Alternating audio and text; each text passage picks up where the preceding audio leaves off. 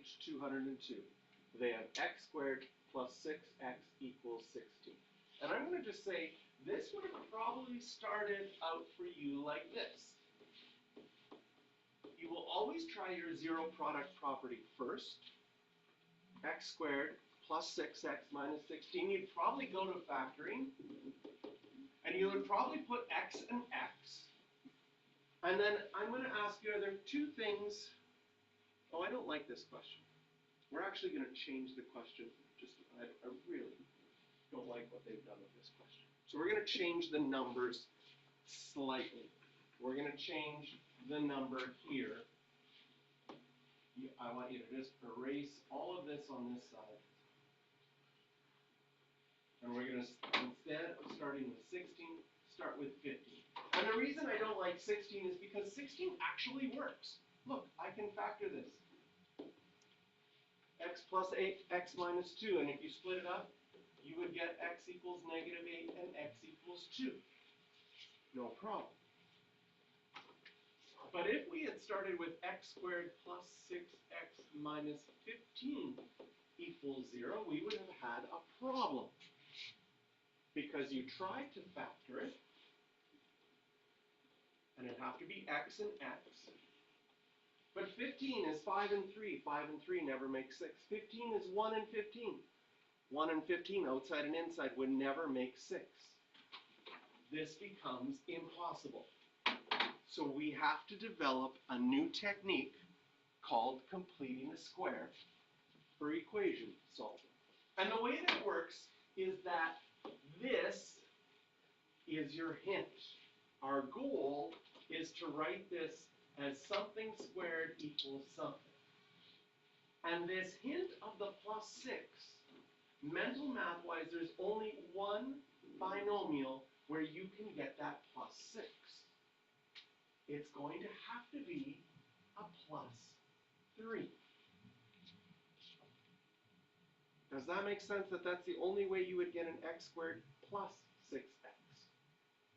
You would get a plus 9, but this is how we're going to set it up.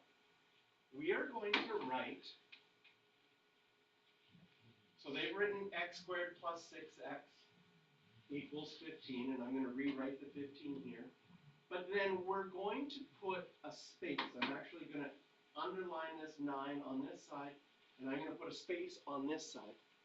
Because the x squared plus 6x, that tells me I have to have an x plus 3. But if I have an x plus 3, there has to be a 9 here. And if I add 9 to that side, I'm going to also have to add 9 to that side. Mathematically, that's the only way that it's allowed. Which makes this 24. And then when I square root, I get plus or minus the square root of 24. And now I can get the x by itself by subtracting 3. And of course, if something can simplify like 24, we need to have it in lowest terms. What I'd like you to do at the bottom is we are going to learn two very similar, separate things that are called completing the square. We're going to call this one completing the square, and I want you to add 4 equation solving. This is completing the square technique type 1. Next chapter, we have a different completing the square technique because they're both called completing the square. Students often get them confused. We're going to change the name to this one. So we're going to call this one completing the square for equation solving. So what does that mean for example 2?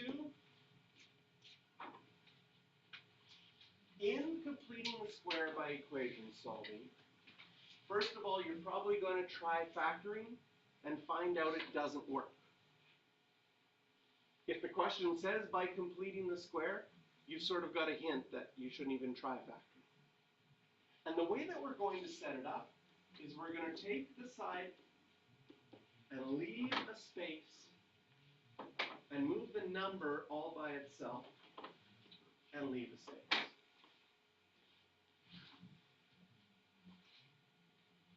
Here's where your mental math comes in. If you had x squared plus 4x, what is the only possibility for squaring that would give you a plus 4x? It's going to have to be x for the x squared, right?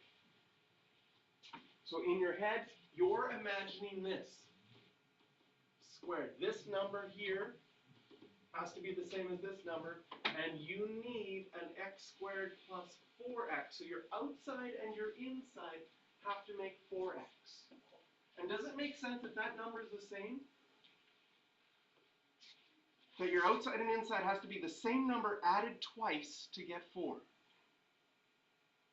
It has to be plus 2. Excellent. It has to be plus 2. Now, if it was a plus 2, there's going to be a number at the end. That's going to be your last one's multiplied. Does it make sense that your last number would have to be a plus 4? So in order for this to be true, I need to add an extra plus 4 so that all of this becomes that. But if you add 4 to one side, you have to add 4 to the other side. Otherwise, your equation becomes unbalanced.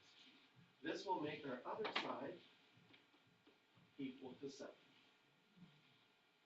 And we have just finished the hard part of solving by completing the square.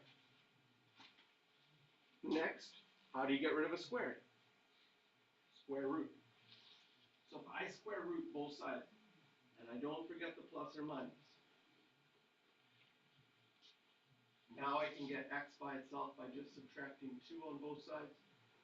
My square root is already in lowest terms.